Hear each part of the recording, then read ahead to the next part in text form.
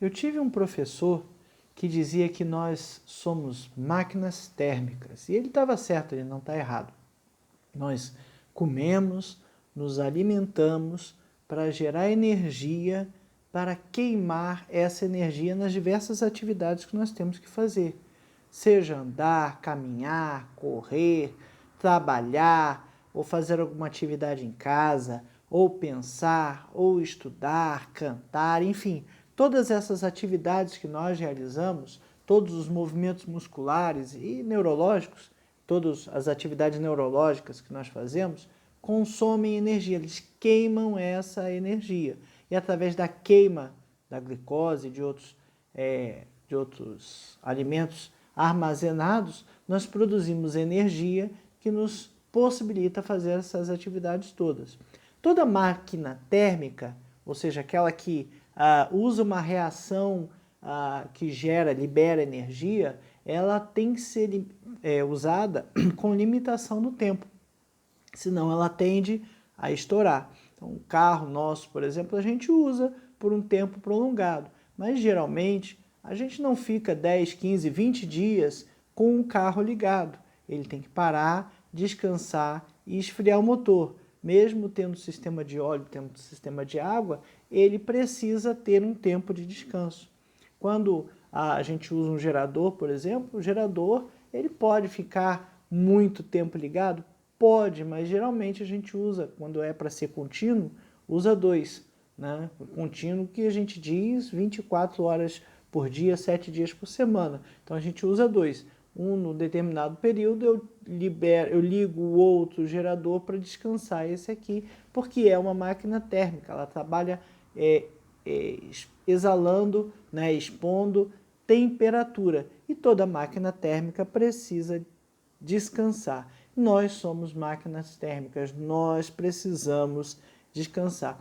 E é isso que nos diz o quarto mandamento ali dos 10 mandamentos que nós estamos estudando. É necessário ter um dia de descanso.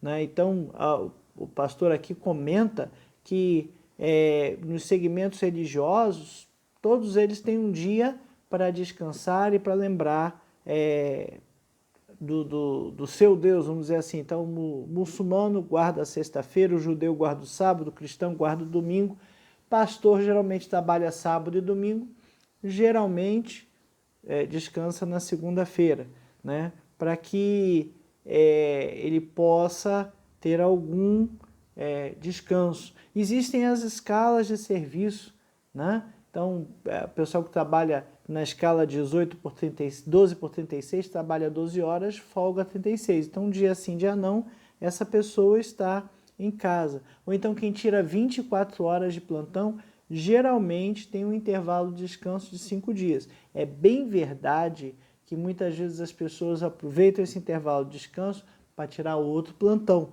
Né? Então, se foi estabelecido que precisava de 5 dias, se ficar 24 horas direto acordado, há de se respeitar e entender que é necessário guardar esse descanso. Por outro lado, esses últimos que eu falei agora seriam do mercado de trabalho, né? Então, quem trabalha em escala, quem trabalha em plantões, ou até mesmo os trabalhadores, digamos assim, empregados, tem aí o seu final de semana, ou quando em comércio, né, tem o domingo para descansar. Até um trabalhador doméstico, né, uma pessoa que a gente contrate para estar na casa da gente o tempo todo, por lei, ela tem que ter um descanso semanal remunerado. Então, veja que tanto nos segmentos religiosos quanto nos segmentos relacionados a trabalho, existe um período de descanso previsto. Isso porque o nosso corpo precisa de descanso. Né? Existem alguns segmentos religiosos que são ritualistas, então fazem as coisas por ritos. Esses dias eu até comentava com um colega alguma coisa das melhores tradições católicas. Tradição não é necessariamente o que está escrito na Bíblia. Muitas vezes a gente faz uma coisa por tradição que não é obrigatória, mas a gente entende que deveria ser assim. Né? Então, a questão do rito, ou fazer a questão por rito, apenas por ser um rito, não é assim, não está seguindo o que está na Bíblia por conta disso. No Velho Testamento existiam ritos, e esses ritos eles precisavam realmente serem executados. Só que ao Novo Testamento as coisas mudaram um pouquinho. Essa questão do descanso começa lá em Gênesis 2:2. Vamos lá, vamos ler o mandamento primeiro. O quarto mandamento está em Êxodo 20, dos versículos 8 ao 11. Lembra-te do dia do sábado para o santificar. 6 dias trabalharás e farás toda a tua obra, mas o 7º dia é o sábado do Senhor teu Deus. Não farás nenhuma obra, nem tu, nem teu filho, nem tua filha, nem teu servo, nem tua serva, nem teu animal, nem teu estrangeiro, o que está dentro das tuas portas, porque em 6 dias fez o Senhor os céus e a terra, o mar e tudo que neles há. E o 7º dia descansou, porquanto abençoou o Senhor o dia do sábado e o santificou. Então vamos lá. A história do sábado começa em Gênesis. Gênesis 2:2 diz lá: e havendo Deus acabado no 7º dia a obra que fizera, havendo Deus acabado no 7º dia a obra que fizera, descansou no 7º dia de toda a obra que tinha feito. Então veja que Deus descansou no 7º dia. Isso quer dizer o quê? Que ele relaxou? Não, estou cansado de trabalhar a semana toda. Eu já andei falando para alguns por aí, né, que olha, se Deus que era Deus, trabalhou 6 dias e descansou no 7º, então a gente deve parar. Mas essa palavra descansou não tem bem esse significado, porque se a gente for lá em João 5, versículos 16 e 17, diz lá: e os judeus perseguiam Jesus porque fazia essas coisas no sábado. Mas ele lhes disse: meu pai trabalha até agora e eu trabalho também. Está dizendo que o pai, ou seja, Deus, trabalha inclusive no sábado, né? Então, trabalha o tempo todo, que Deus não descansa. O Salmo 121, eu conheço esse salmo, meu pai gostava de ler esse salmo quando a gente ia viajar, né? Ia deixar a casa sozinha, ele lia esse salmo, né? Salmo 121, ele tem lá um versículo que diz, o versículo 4 e 5, é certo que não dormita nem dorme o guarda de Israel, o Senhor é quem te guarda. Então, Deus não dorme, né? Isso que está resumindo aqui, Deus não dorme. Então, será que há uma uma divergência entre o que está no Velho Testamento e o que está no Novo Testamento? De forma alguma. Vamos lá, a palavra sábado veio lá do hebraico mais antigo, shabá, que é o mesmo que cessar, repouso, pausa. Em Gênesis 2:2, o termo é cessar, né? O termo mais adequado ali, a tradução é shavá, ou a palavra não é sabá, é shavá, que significa que Deus cessou. Deus terminou a sua criação. Ele diz que é a mesma palavra que está em Jeremias 7:34. Farei cessar nas cidades de Judá e nas ruas de Jerusalém a voz do folguedo e da alegria, a voz de noivo e da noiva, porque a terra se tornará em desolação. Cessar, parar, acabou, terminou, tá certo? Então o descansou de Deus foi o de cessar. A obra que ele tinha feito cessou, e aí vem uma calmaria, porque ele tinha posto ordem em todo o caos. Lembra lá? Gênesis 1:2, no princípio criou Deus os céus e a terra, porém, estava sem forma e vazia, havia trevas sobre a face do abismo, e o Espírito de Deus pairava sobre as águas. Estava tudo misturado, e Deus foi e colocou ordem no caos. E aí, ele, em Gênesis 10, viu que tudo que ele tinha feito era bom, era suficiente. E a partir daí era satisfatória, a palavra que o pessoal tem usado muito, né? Era satisfatório. E aí ele poderia encerrar. Veja, o quarto mandamento não é um mandamento para que nós façamos para Deus, mas é um mandamento de Deus para nós. Nós precisamos descansar. É necessário descansar. Bom, essa é a lição número 5 da revista Palavra e Vida, edição número 69. A revista Palavra e Vida, editada pela Convenção Batista Fluminense, está disponível gratuitamente no site batistafluminense.org.br. Você pode baixar, acompanhar as lições e estudar. Essa revista tem por tema os 10 mandamentos para os dias atuais, foi escrito pelo pastor Romilton Lourenço. E esta lição número 5, que fala do quarto mandamento, de Jesus é o Senhor do sábado. O quarto mandamento, lembra-te do dia de sábado para o santificar. Bom, vamos lá. O primeiro tópico vem falando sobre aspectos na lei no Antigo Testamento. Veja, vamos voltar lá no Antigo Testamento. O povo começou, com Abraão, o povo de Israel.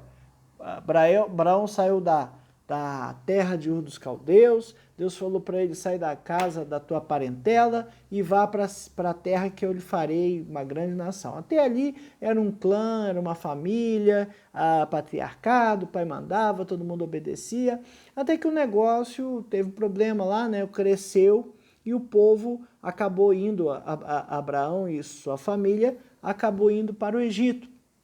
No Egito, por conta da fome, eles ficaram lá, e José, aquela história de José do Egito todo, e aí o povo se multiplicou, cresceu, Abraão já era falecido, ficaram muitos anos, e o povo foi escravizado. Deus levanta Moisés e tira o povo dessa escravidão.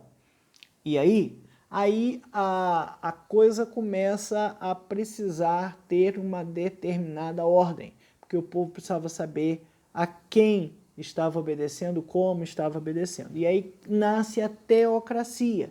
Moisés à frente do povo, mas quem governava era Deus, o governo de Deus.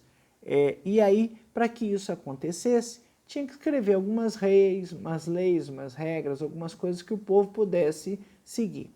E aí nasceu a lei para que o povo tivesse orientação de como sobreviver.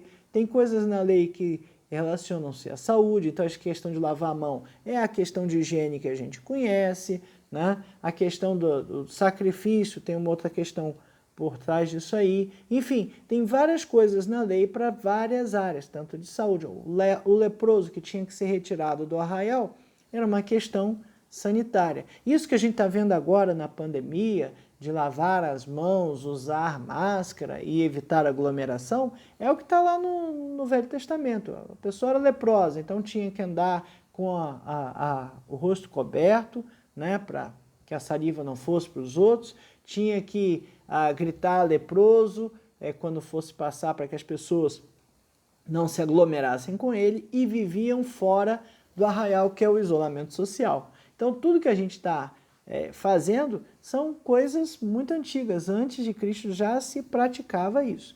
Mas a lei, que naquele tempo, por conta da teocracia, era tanto a questão da adoração a Deus, quanto a questão do legislativo, então tinha esse aspecto cerimonial, cerimonialista, como ele fala aqui, e o aspecto moral, o aspecto para dar ordem ao povo, para o povo saber o que era correto.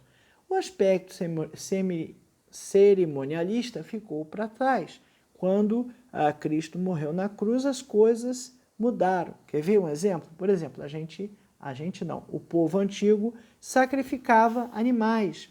O sacrifício ele foi abolido com a vinda de Jesus no Calvário. João 1:29 diz assim: no dia seguinte viu João a Jesus que vinha para ele e disse: eis o Cordeiro de Deus que tira o pecado do mundo. João reconheceu em Jesus que ele seria aquele que morreria no lugar dos animais que eram sacrificados.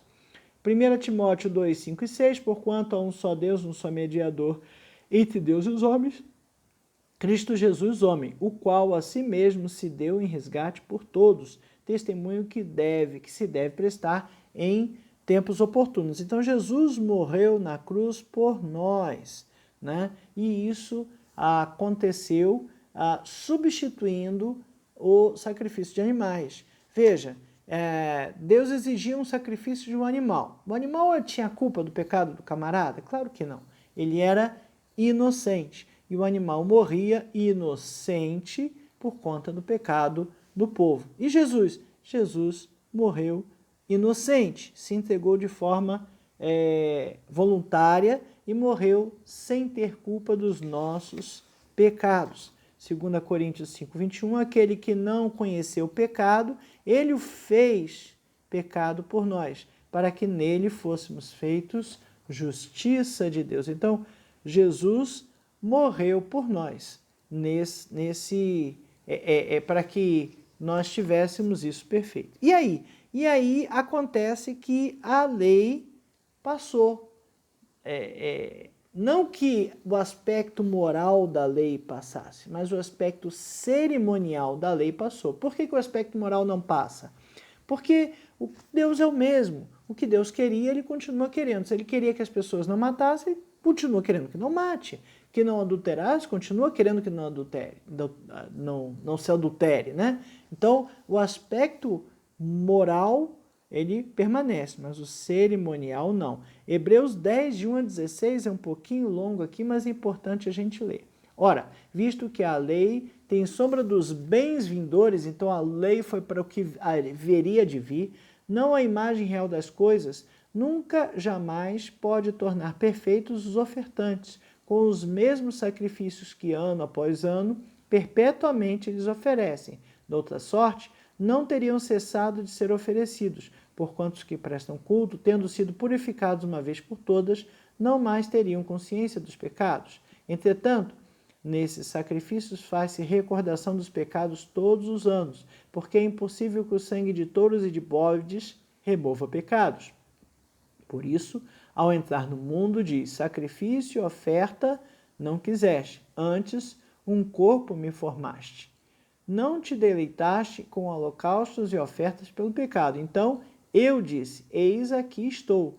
No rolo do livro está escrito a meu respeito, para fazer, ó Deus, a tua vontade. Depois de dizer, como acima, sacrifícios e ofertas não quiseste, nem holocaustos e oblações pelo pecado, nem com isto te deleitaste, coisas que se oferecem segundo a lei. Então acrescentou: eis aqui estou para fazer, ó Deus, a tua vontade. Remove o primeiro para estabelecer o segundo. Nessa vontade é que temos sido santificados, mediante a oferta do corpo de Jesus, uma vez por todas. Ora, todo sacerdote se apresenta dia após dia a exercer o serviço sagrado e a oferecer muitas vezes os mesmos sacrifícios que nunca jamais podem remover pecados. Jesus, porém, tendo oferecido para sempre um único sacrifício pelos pecados, assentou-se à destra de Deus, aguardando daí em diante até que os seus inimigos sejam postos por estrado dos seus pés, porque com uma única oferta aperfeiçoou para sempre quantos estão sendo santificados. E disto nos dá testemunho também o Espírito Santo, porquanto, após ter dito: esta é a aliança que farei com eles, depois daqueles dias, diz o Senhor, porém no seu coração as minhas leis e a sua mente, e sobre a sua mente escrevereis. Lei no coração, uma nova aliança. Então estamos em uma nova aliança. As leis morais nunca passaram. Agora, como diz aqui, né, porei no seu coração as minhas leis. Deus não quer que a gente olhe a lei e cumpra o que está escrito. Deus quer que a gente entenda a lei e faça disso algo prática no nosso dia a dia. E aí a gente vai para o segundo tópico da nossa lição, consciência moral humana. Romanos 2, 14 e 15, tem um texto bem interessante sobre isso. Quando, pois, os gentios que não têm lei procedem por natureza de conformidade com a lei, não tendo lei, servem eles de lei para si mesmos. O que está falando? Quando o gentio não mata porque acha errado matar, ele é gentio, ele não é judeu. Então ele não está sob a égide da lei de Moisés. Mas matar é errado, então ele não mata. Né? Então ele está fazendo algo moral. Eles tornam a lei para si mesmos. Então versículo 15, Romanos 2,15. Estes mostram a norma da lei gravada no seu coração, testemunhando-lhes também a consciência e os seus pensamentos, mutuamente acusando-se e defendendo. Então, o gentio que não está sob a lei de Moisés, ele acaba cumprindo a lei por uma questão moral. Matar, roubar, né? São questões morais, né?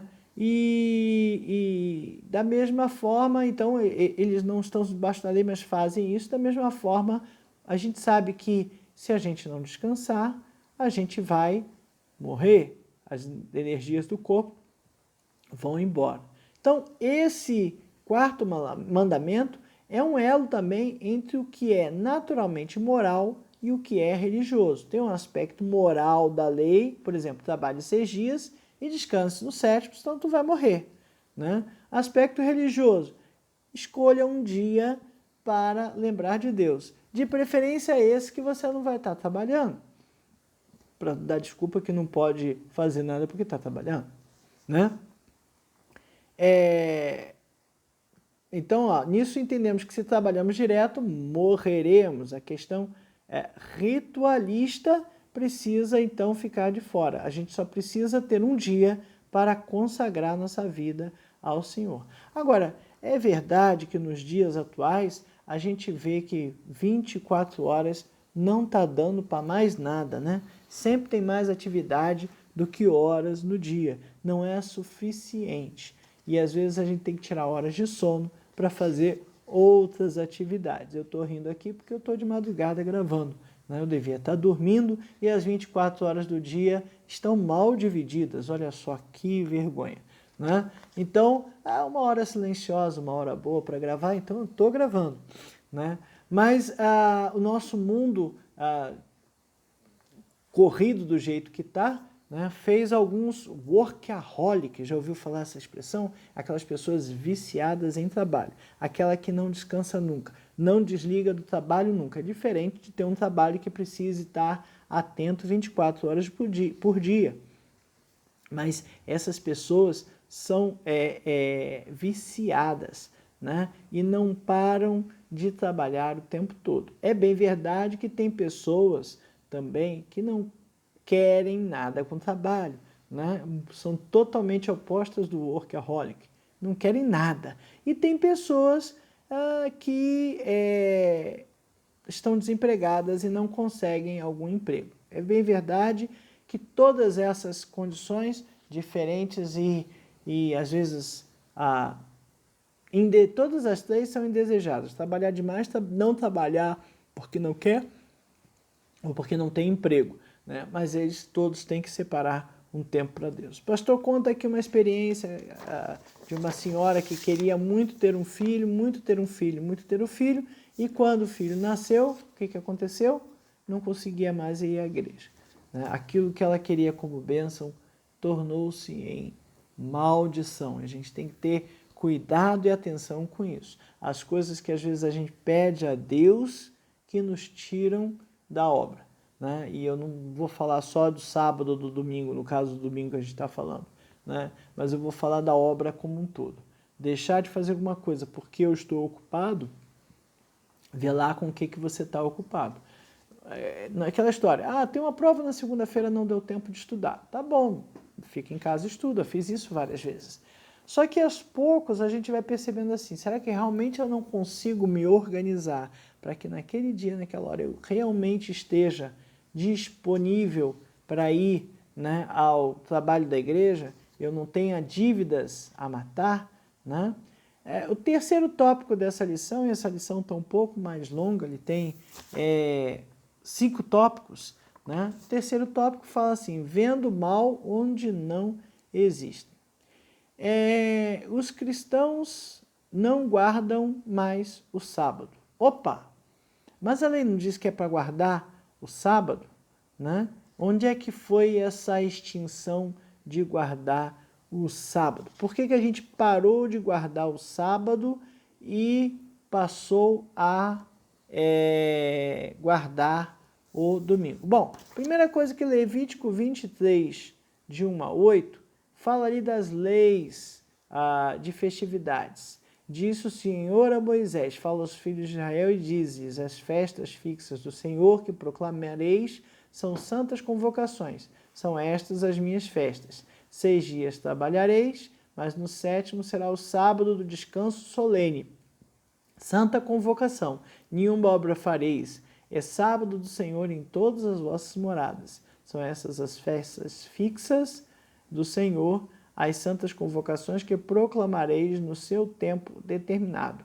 No 1º mês, os 14 do mês, no crepúsculo da tarde, é a Páscoa do Senhor. Aos 15 dias deste mês é a festa dos pães asmos do Senhor. 7 dias comereis pães asmos.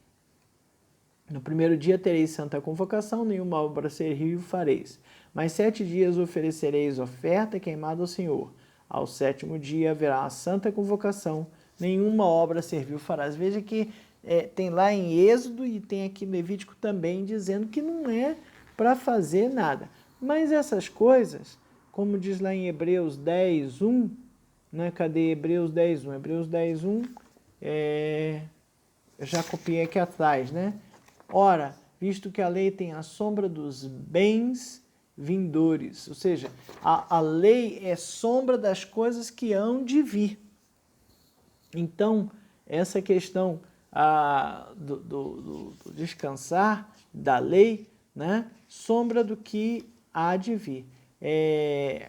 As cerimônias, então, com a vinda de Cristo, não são mais necessárias, né? Hoje, por exemplo, nós não celebramos aquela Páscoa que está ali em Levítico, a Páscoa dos judeus, que era a saída do povo do Egito. Nós celebramos a ressurreição de Cristo na Páscoa, né? A antiga aliança foi substituída por uma nova aliança. É como, sabe aquela história de renegociar a dívida? Né? Você está devendo para um determinado banco, aí vem um outro banco, não, eu compro a dívida e renegocio. Você estava pagando em 24 vezes, eu vou renegociar para 36. Né? Então, aquela história, eu deixei de ter uma dívida para ter outra. Eu deixei de ter um contrato para ter outro. Eu deixei uma aliança antiga por uma nova aliança. Só que essa não é exploratória, né?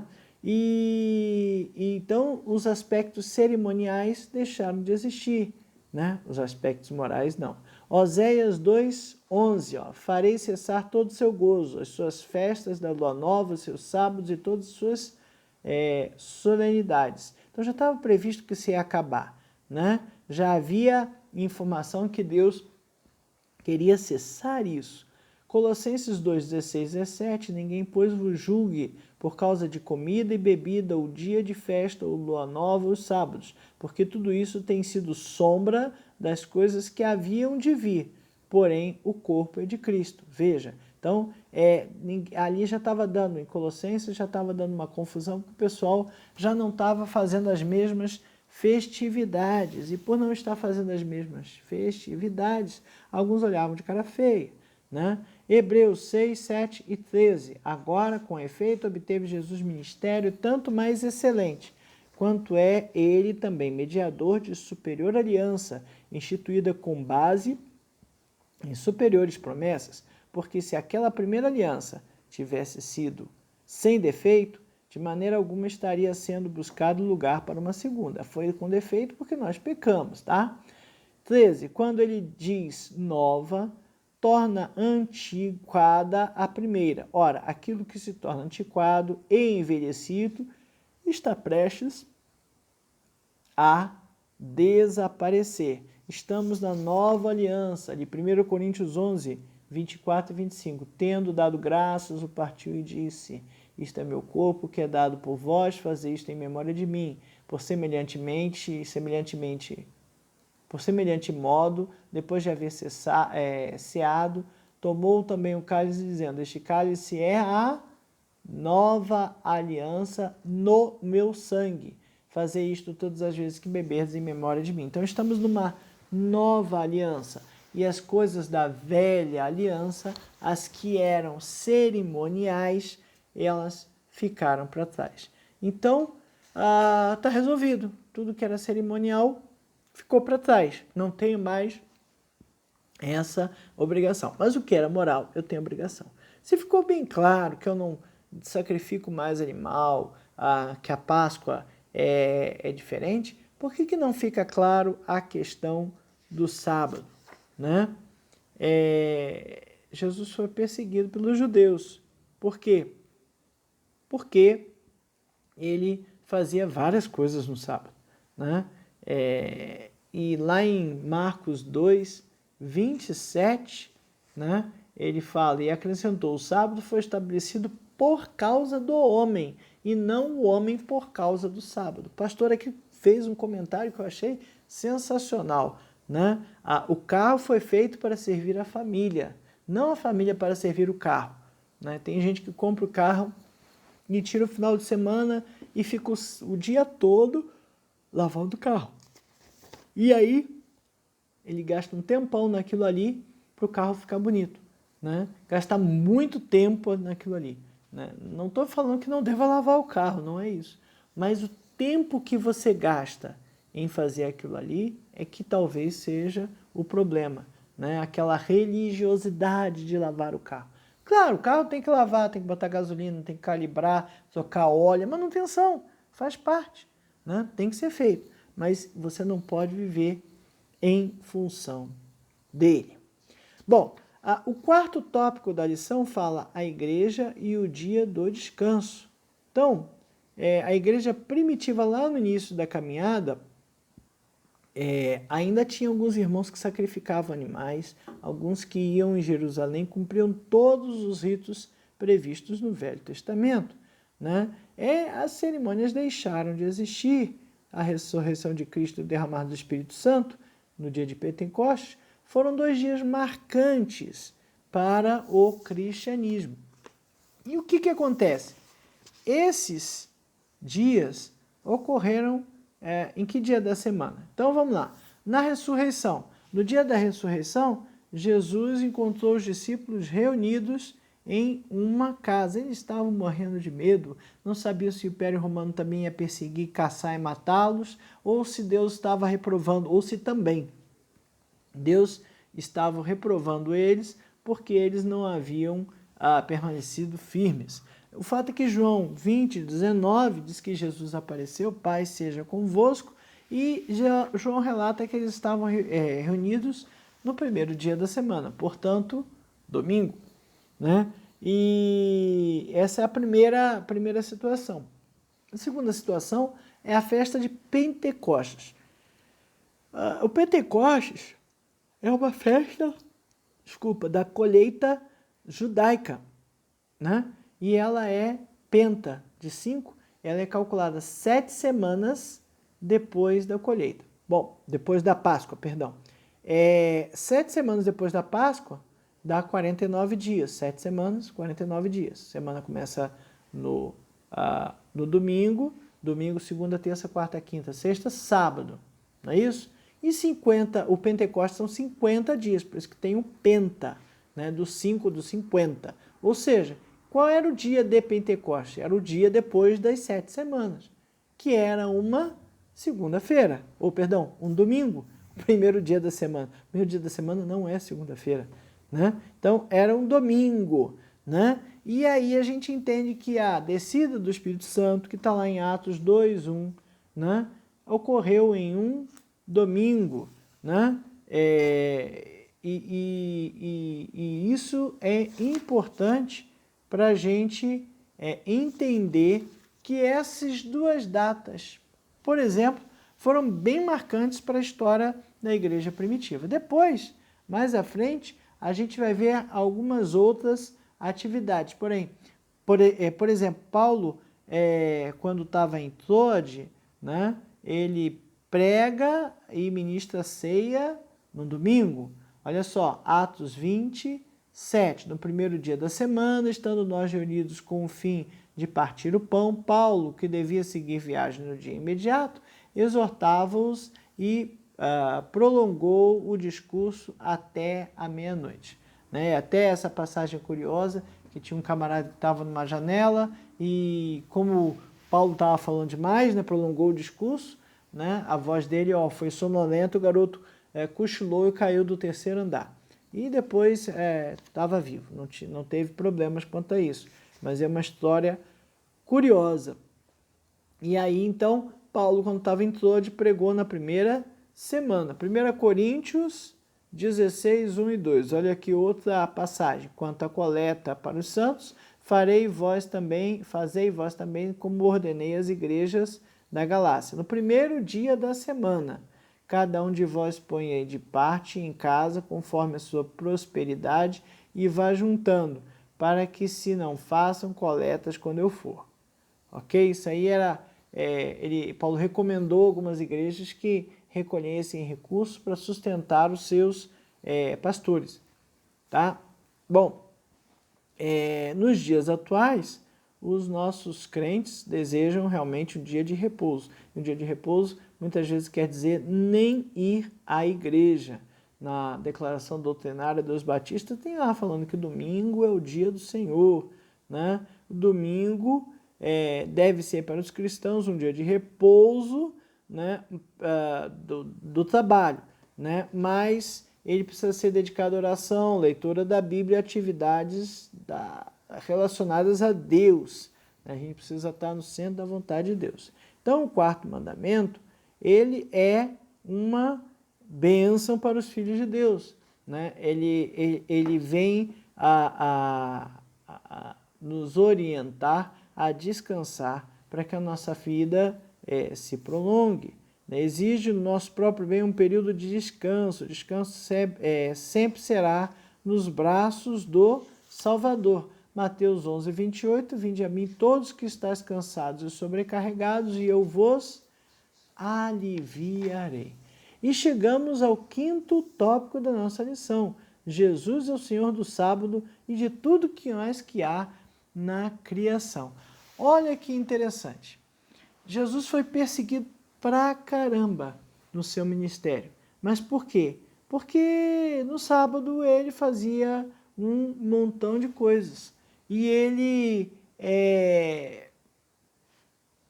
tinha poder, né? E tendo poder, ele subjugou uma série de coisas aqui. Olha, ele subjugou a natureza. Lembra dos discípulos que estavam no barco quando Jesus estava andando sobre as águas? Natureza. Né? Não foi nessa, né? Não foi nessa, não. Isso aí, sobre a natureza, ele andou sobre as águas. Mas teve uma vez que ele estava no barco com os discípulos e o mar ficou muito agitado e acordaram Jesus e sossega aí. E aí a natureza sossegou, então ele subjugou a natureza nas duas situações. Os demônios, tem várias histórias de expulsão de demônios. Os planos de Satanás, quando o diabo no deserto o levou ao alto do pináculo, em outros lugares, né, para oferecer coisas a Cristo para que ele não morresse. Né? Sobre as enfermidades, Jesus curou muita gente. Sobre a vida e a morte, Lázaro, por exemplo, ele ressuscitou. Então, se Jesus era soberano sobre todas essas coisas, tinha poder sobre todas essas coisas, ele não teria poder sobre o sábado? Não, sábado não dá, não. Sábado dá sim. Tá? Então, foi no sábado que Jesus fez uma série de coisas que eu nem vou ler aqui as passagens bíblicas. Expulsou um demônio de um homem, Marcos 1, de 21 a 28. Curou a sogra de Pedro, Marcos 1, 29 a 31. Curou um paralítico junto ao tanque de Betesda, João 5, de 1 a 18. Curou um homem com uma mão deformada, Marcos 3, de 1 a 6. Restaurou uma mulher aleijada, Lucas 13, de 10 a 17. Curou um homem que tinha os braços e as pernas inchadas, Lucas 14, de 1 a 6. E curou um cego de nascença, João 9, de 1 a 16. Então, isso tudo foi feito no sábado. No sábado. Parece que fez para provocar, né? Sabe, quando a pessoa faz um negócio assim, não é possível que esteja fazendo isso. Está fazendo para provocar. Mas Jesus não fez para provocar. Fez porque aquelas pessoas precisavam do seu favor, da sua graça, naquele momento. E porque precisavam, naquele momento, ele foi e fez, né? E para os judeus e os ritualistas da atualidade, o sábado é um fardo pesado, é uma obrigação da lei que precisa ser cumprida. pela religiosidade do sábado, nada se pode fazer. O Senhor, Jesus é o Senhor do sábado, do domingo e de todos os dias. Então a religiosidade não permitia que ninguém fizesse nada, né? Mas Jesus é o Senhor do sábado. Mateus 12, de 2 a 8. Os fariseus, porém, vendo isto, disseram: eis que os teus discípulos fazem o que não é lícito fazer em dia de sábado. Mas Jesus lhes disse: não lestes o que Davi fez quando ele e seus companheiros tiveram fome? Como entrou na casa de Deus e comeram os pães da proposição, os quais não lhes era lícito comer, nem a ele, nem aos que com ele estavam, mas exclusivamente aos sacerdotes. Ou não lestes a lei ou não lestes na lei que aos sábados os sacerdotes do templo violam o sábado e ficam sem culpa? Pois eu vos digo, aqui está quem é maior que o templo. Mas se vós soubesseis o que significa misericórdia quero e não holocaustos, não teríeis condenado inocentes, porque o Filho do Homem é o Senhor do sábado. O Filho do Homem é o Senhor do sábado. Ele é mais importante que o dia da semana. E o aspecto necessário a ser entendido nesse mandamento é o aspecto moral. Aliás, nos mandamentos, né, é o aspecto moral. Não temos mais ritos escritos na Bíblia. Os ritos escritos na Bíblia nós não usamos mais. Por quê? Porque Deus deixou tudo isso de lado no momento que Cristo morreu numa cruz por nós. Então, mais importante do que o sábado é Deus. Mais importante do que a cerimônia é Deus, né? O quarto mandamento tem como foco as pessoas e não os ritos. Para pensar e agir, né? Qual é o dia do Senhor? Nós trabalhamos 6 dias na nossa semana para dedicar apenas um a Deus, né? Só um dia a gente se dedica a Deus. O domingo que a gente vai lá, né? E às vezes vai lá só para assistir o culto, nem para participar, né? E volta e está cumprido ali, bati o ponto, está resolvido, estou quites com Deus, né? Será que é isso que Deus quer? Acho que não, né? Acho que Ele quer pessoas comprometidas, pessoas que estejam no centro da sua vontade. E qual é o dia do Senhor, afinal? É domingo? Ah, domingo é o dia do Senhor. Na realidade, tinha uma música que cantava na classe, na de EBD, né? Alegrei-me quando me disseram, vamos à casa do Senhor. O servo do Senhor vai à casa do Senhor no dia do Senhor, chamado pelo amor do nosso Salvador para estudar o livro do Senhor, né? O dia do Senhor. Então, quando eu era criança, que eu comecei a frequentar a igreja, tinha essa história que domingo era o dia do Senhor, né? Mas será que é só domingo que é dia do Senhor? Ao Deus que é soberano, ao Filho de Deus que subjuga e subjugou a natureza, endemoninhados, Satanás, as enfermidades, a vida e a morte. Será que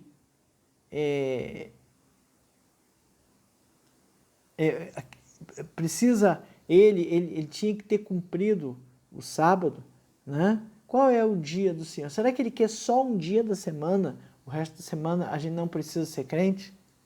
Eu chego domingo, pegar minha capa de crente, coloco, né? E aí eu vou para a igreja. É isso? Acho que não, né? Acho que todo dia é dia do Senhor. Todo dia Deus fez para que nós sobrevivêssemos a Ele, ou vivêssemos nele e pudéssemos o louvar, né? Será que é apenas um domingo por semana que Deus quer? Ah, mas então a gente não vai fazer nada da vida? Vamos trabalhar, tem que trabalhar, né? Vamos trabalhar. Porém, temos que ter prioridades na vida. E Deus tem que ser prioridade, sabe? Deixar de fazer as coisas porque tem que contar com Deus, tudo bem. Deixar de fazer, de contar com Deus ali, contar no encontro programado, na atividade programada, porque tem que fazer outras coisas, é algo a se pensar, né? Então, será que é só o sábado que é o dia do Senhor, ou só o domingo é o dia do Senhor, né? Ou todos os dias devem ser dedicados ao Senhor, né? Eu entendo que todos os dias têm que ser dedicados a Deus. E a gente precisa, então, entender essa situação do sábado. A lei ficou lá atrás, né? O que era cerimônia na lei foi substituído, né? Era a sombra do que viria a existir, né? Como é que é o termo aqui em Hebreus? Era a sombra dos bens vindouros. Ora, visto que a lei tem sombra dos bens vindouros, não a imagem real das coisas. Nunca, jamais pode tornar perfeitos os ofertantes. Então, se a lei é sombra das coisas vindouras, a lei era apenas algo que nos conduziria para no futuro entender e encontrar aquilo que Deus quer. E aí a parte de cerimônia caiu e a parte moral permanece. A gente precisa entender que tem que ter um tempo separado para Deus, né? E ele precisa ser prioridade em nossa vida. A gente precisa ter um tempo para Deus todos os dias da semana. Todo o tempo a gente tem que estar orando. De preferência, acorde começando a orar e vá dormir orando. Não a oração da hora de acordar e a hora de dormir. Não, é uma oração que comece de manhã e vai até de noite. Deus está conosco. Então é como se Ele estivesse aqui do meu lado e eu pudesse conversar com eles, né? Todos os domingos devem ser dedicados ao Senhor. Quando suplicamos o pão nosso de cada dia, apenas no sábado não temos direito de pedir, né? Claro que temos direito sim de pedir. Viver em Jesus e através de Jesus é viver todos os dias como se fosse um Shabá, como se fosse um descanso, como se fosse algo que não é pesado para mim. Como se fosse não, né? Como se fosse um negócio estranho, né? Porque se eu confiar e se eu entregar, então eu consigo descansar, né? E é isso que é muito importante. Resumindo, Jesus é o Senhor do sábado ou do domingo, né? Quando eu era criança, já estava frequentando a igreja, tinha aquela cultura que domingo não pode. Não pode o quê? Não pode ir à festa, não pode jogar bola, não pode isso, não pode aquilo. Um montão de não pode porque era domingo, né? E aí a gente vai crescendo e entendendo essas coisas bacanas, essas coisas maravilhosas que estão aqui na Bíblia. O importante é que estejamos no centro da vontade de Deus. Precisamos trabalhar e precisamos descansar, porque se não descansarmos, o nosso corpo vai degradar muito rapidamente. E além de descansar, precisamos lembrar do nosso Deus. Que Deus nos ajude, que Deus nos proteja e nos mantenha no centro da sua vontade, né? Trabalhando, sim, que Deus nos ajude a ter empregos, aqueles que estão fora. Trabalhando, sim, mas precisa ter um momento de descansar. Aquele momento que fecha a porta do quarto, lá deita a cabeça aí, descansa, né? Porque é necessário repor as energias. Que Deus nos ajude e nos abençoe sempre.